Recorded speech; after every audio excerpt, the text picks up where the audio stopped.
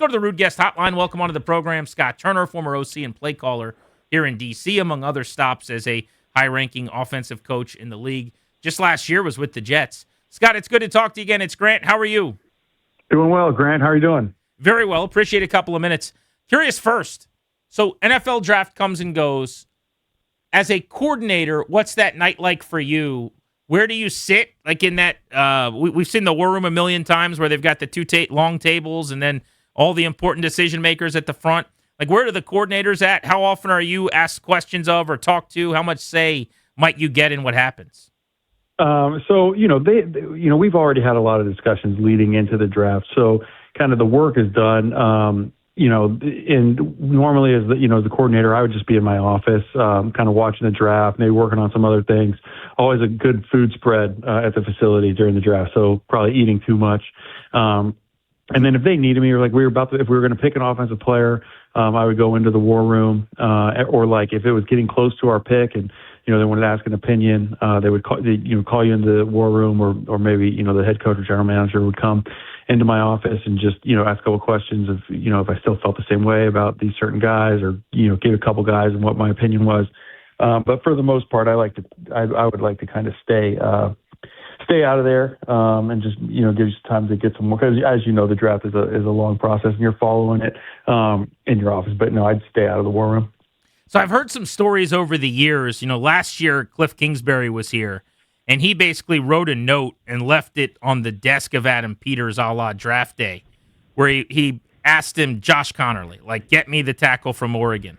And they wouldn't have told us that story after the draft if they hadn't drafted Connerly, but they did, and then they mentioned that story. I thought about hearing one time that it didn't work out, but when the Redskins at the time drafted Josh Doxson out of Texas Christian, they were having this debate where McLuhan's running point, I think it was at the time, and they were asking the defensive coordinator about, I think it was Ashawn Robinson maybe, and they're like, will he be on the field on third down? And he's like, no. And then they said to McVay, is Doxson going to be on the field in week 1 on third down? He's like, you betcha. And they took him. Right. So, like, in that way, like, how does that work with the coordinator? And were you ever willing to go up to the GM or something and say, hey, I really, really want this guy. Get me this guy.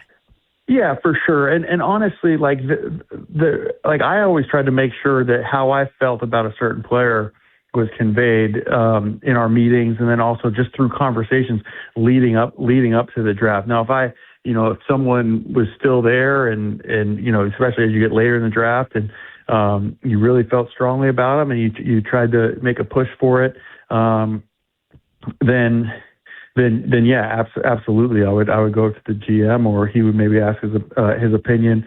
But a lot of times, like I said, you already kind of set the draft order, especially in those early rounds. And like I said, the work is kind of done at that point. It's just a matter of how these players are going to come off the board.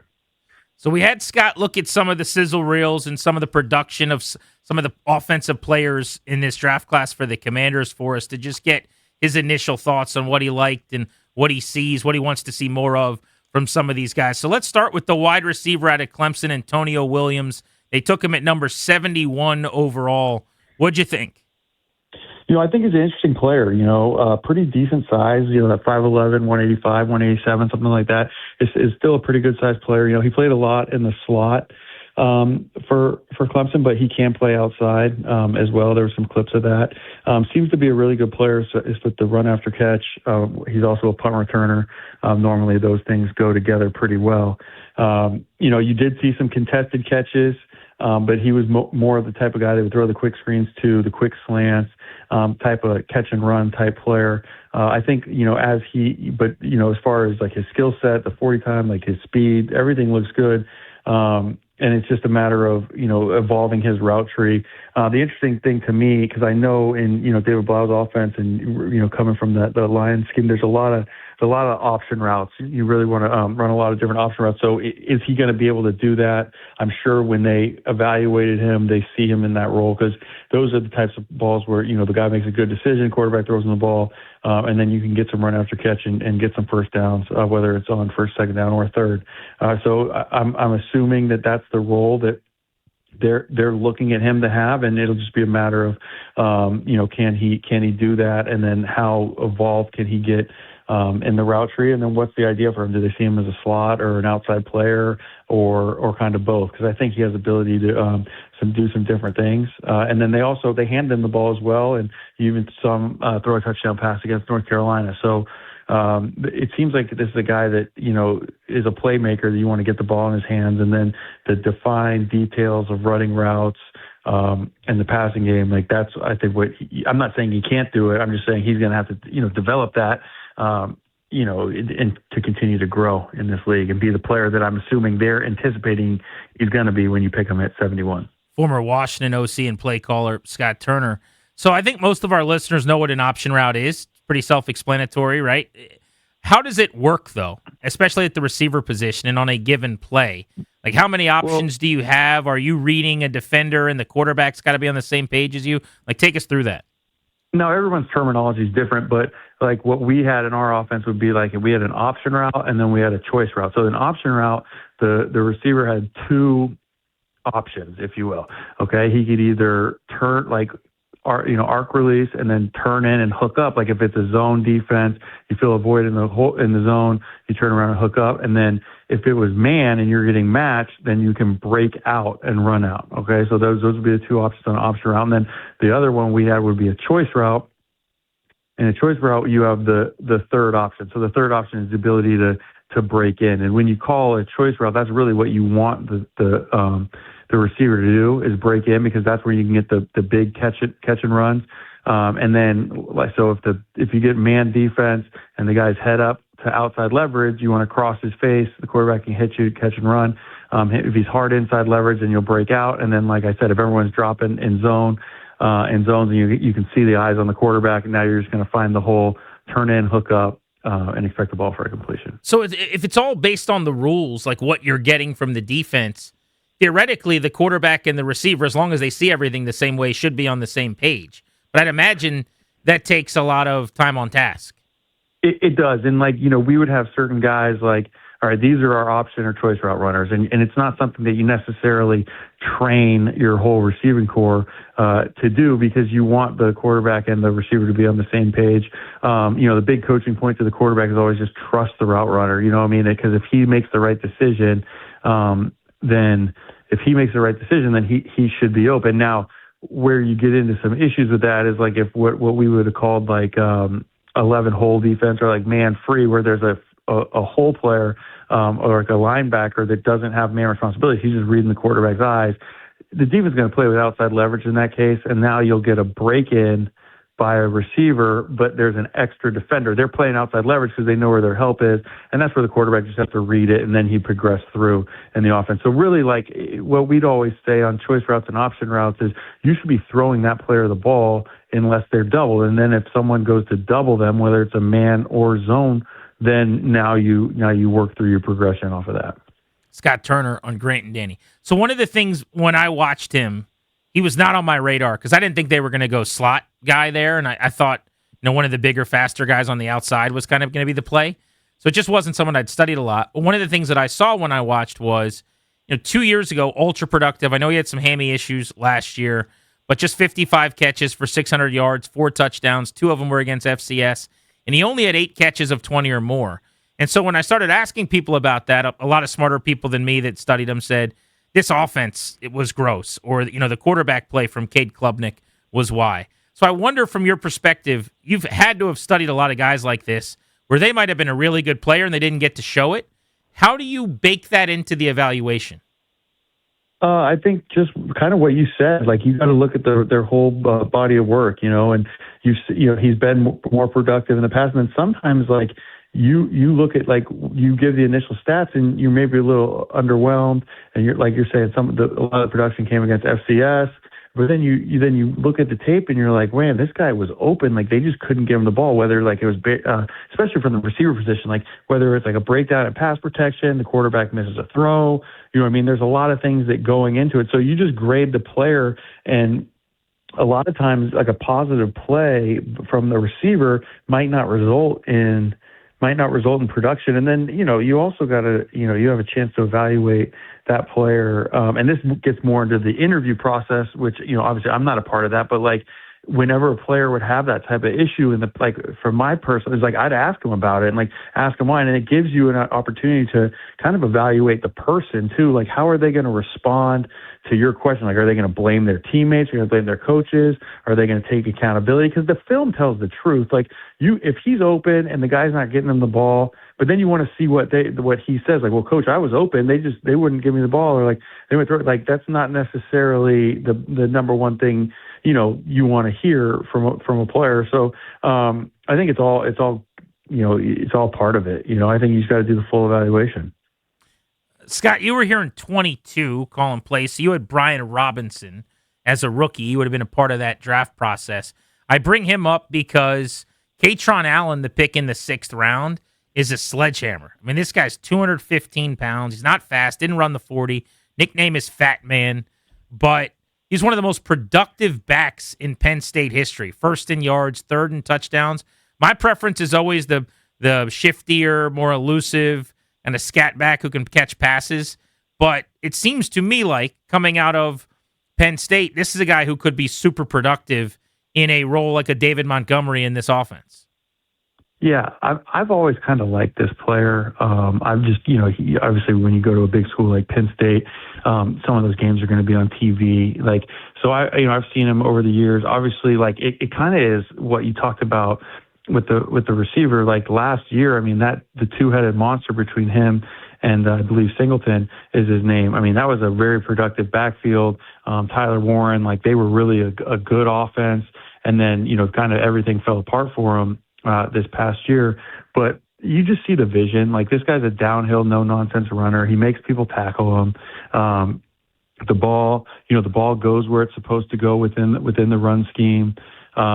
You're right. He's not going to necessarily catch the ball in the backfield, but I don't think he'll be fine on like check downs or those. You're not going to like split him out in the slot or anything like that. But like, on hard play action pass where everyone thinks like he's going to catch the ball just fine. Like, he's not one that he doesn't seem to really necessarily fight it. He's just not, the receiver type. I think, when you talk about, backs, I think it's good to have kind of a array of them. And I think that he fits in to the personnel. And I think what you're saying is probably true. Like, they probably see him as that David Montgomery role. And, but this is a guy that, I think he's going to, number one, get what's there, but I think he's got ability to get more than that just because of, he is a very decisive runner. And like I said, like, he wears the defense down. Like, those are body blows of making them play the run and making them bring that big body to the ground. Well, to that point, 27% of his carries came against heavy boxes, which was number 1 in this draft class, and he still averaged 4.8 yards per carry. But what I loved about him, you talk about wearing a defense down, he was number 1 in America last year, 8.2 yards per attempt in the 4th quarter. So as the game went on and they started going, I got to tackle this dude again. And that's got to be the intrigue with these backs. Danny and I laugh all the time because, it's just not like, if it's one of those things where if I was a GM, I feel like all my backs would look the same. I would have a bunch of dudes that look like, I don't know, Reggie Bush or something. Like the Brian Robinson, like 3.5 yard thing. They're not growing on trees, though, Grant. You can't just get that's a good point. 3 Reggie Bushes on your team. Let me be clear, okay? Because he was a top 5 pick. I would have like 3 Bucky Irvings or something. Like, no, I understand what you mean. I'm giving you a hard time. Yeah, and you make a good point. But here's, I guess, what I'm getting at is, what is why is it that in the league, you guys, like coaches, actual executives that know what they're talking about, that care about complimentary football, there's always a spot for Brian Robinson or like some Frank Gore dude who's going to average 3.3 when I'm going, get me a guy who's electric. Like, as you said, there's not enough Jahmyr Gibbses to go around for sure. But I want someone who runs a 4.29 who I could draft in the 7th round or whatever, 4.31, who might not be able to play dead in a Western. Like, I'll try that out. Why does the big guy always have a role? I think it's the big guy, but the big guy, he has to have the vision. Like, he's got to have the vision, and he's got to be decisive, and he's got to play downhill, and it just applies pressure to the interior part of the defense. You make the defense play their blocks. You force them to make tackles.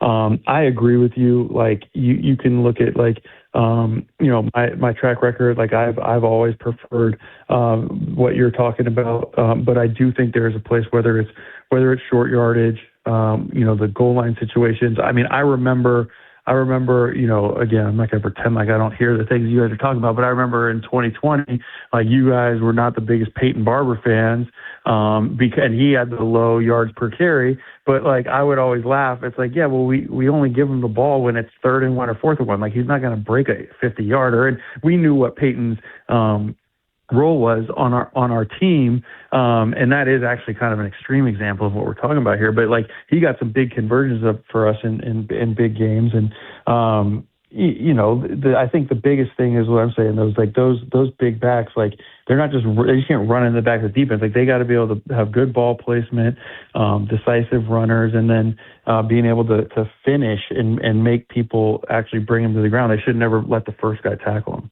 So it's funny you mentioned that because, yeah, if you're an and one guy or in that role, you want that. Like, to me, that's always been the B-Rob way. Kaytron Allen seems like he's way more capable because of the vision, some of the success that he had. But I've always thought, like Danny and I were debating this yesterday, and my point is I just think that in reality, it's almost like this fantasy football world where, like, give me Devin Achane, right? That style of back, as an example. I think he was like a 3rd-round guy.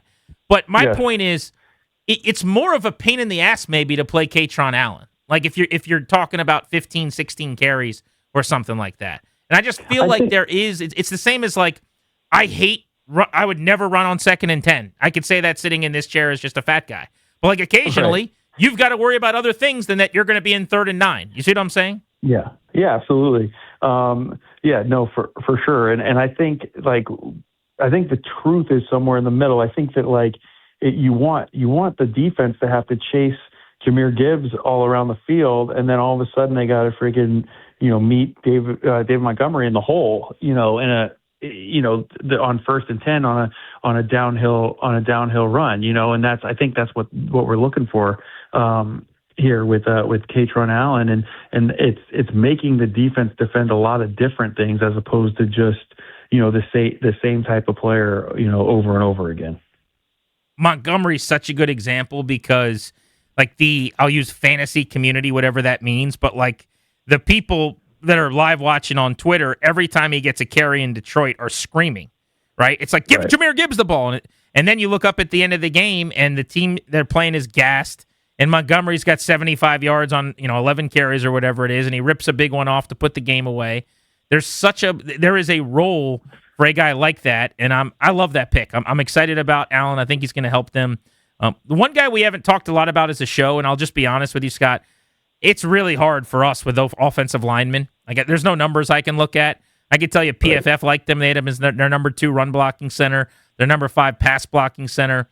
He's 6'3", 305. He played at Michigan State. I like that he's in a big conference against good competition, and he went in round 6 at 209, which was lower than he should have gone, but that's kind of what I got for you. What'd you see from Golban on tape?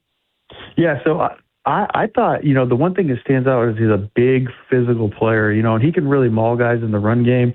That stood out right away. I think that the fact that he has the size that he does, which is good because he's not someone that's only going to be pigeonholed as a center only. Like I think he'll be able to play guard as well, which is good. I know that, with the need at center, like the Washington Redskins want him to play center, but you always want to just get your best 5 out there, however you can do that. So, him being able to play, I think physically it looks like he's going to be able to play any of those inside 3 spots. That'll be good to see. I think the one thing he's just good, and you'd rather have him this way than the other way. I think he's over aggressive at times. And so, whether it's run blocking or pass blocking, some of the stunts or movements can be an issue, which, you see a lot of in the NFL. So, but that's, he just wants to come off the ball and maul people, which is great. You know what I mean? He's just got to learn to play a little bit more under control, which I think he'll be able to do that. But he's a physical player, and he's going to set the tone in the run game. And if you want to be under center, run the ball, play action team, he's going to fit that mold for you. Asked Scott Turner to break down the offensive players the Commanders draft. You can see why. Very, very sharp insight from him after looking at some of the tape. All right, the last one then is you'll be surprised to hear this, but there was quite a reaction when they drafted a 7th-round quarterback in Yeah. Ethan Kaliakmanis, this kid from Rutgers. What did you think of him when you watched? You know, I was surprised by the pick. I think everyone was a little bit, you know, especially with you know some of the players that were still on the board. But you know, this guy's played a good amount of football. You know, he started at Minnesota and then transferred to Rutgers, so he's got a lot of snaps. I mean, his completion percentage improved this past year. You know, he's got good size to him. I think he's just a project player that you'll probably hope to stash on the practice squad and get developed and then kind of see where he goes from there. You know, a lot of times with these types of players, especially guys that you're looking, I mean, anyone you draft, eventually you want them to be a starter, but at this position, it's a little different, right, at quarterback. So I'm sure they're thinking of him as like, hey, if we can get a cheap guy that can potentially be a number 2 quarterback for us in a year, you know, it helps, you know, now, and then Jaden would be going into year, you know, 4, you're getting to the point where you may have to pay him. Now you don't have to pay the backup. So, you know, that type of guy, a lot of the interview process, all that stuff plays a big part of it. So not being privy to that, you know, it's hard to do a complete evaluation. But the one thing you do like about him is that he has played a lot of football. You know, obviously you're playing at Rutgers in the Big Ten, like you're going to be fighting an uphill battle most of the time, but he hung in there. You know, you saw him make a lot of good throws. I think he's average arm strength.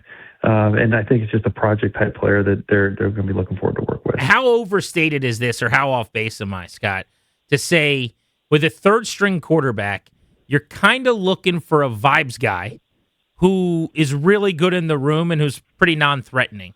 Like, I'm going to help you with the quiz before the game. I'm really good between the ears. I'm going to help you with the study and the review, whatever you throw on my desk when you got to go out to dinner with the wife or whatever. And I'm a vibes guy that people want around. Is that too overstated? I think it's a little bit overstated. I think the number one thing you want is someone that you feel like is going to develop into someone that can help your football team. Now that might be as a backup. And you know, in this case, probably the backup, but potentially, you know, obviously, most of the time, it's going to be someone that's going to develop into someone that's going to be a starter for you. But as a quarterback, yeah, you want to develop into potential backup role. That's number one. And then, yeah, number 2, you don't want a guy that's a bad guy or someone that's going to come in and, you know, ask why he's not getting more reps because he thinks he's better than Jaden. You know what I mean? Like, obviously, that's an extreme, but I've encountered some situations like that where you kind of caught off guard by the conversation. You know, guys that are just happy to get the reps that they get, they're going to make the most of it. And then, like you said, they're going to work hard in the film room, prepare things for the older quarterbacks. Like, all that's part of it. But, you know, I believe first, you want someone that you think is going to end up being a player at some point in this league. Scott Turner, you can see why I wanted his insight and him to check out some of these prospects for us. Thanks so much. Really appreciate the time. No, it was great, man. Thanks. Yeah, you got it. Former OC here in D.C. with us on Grant and Dan.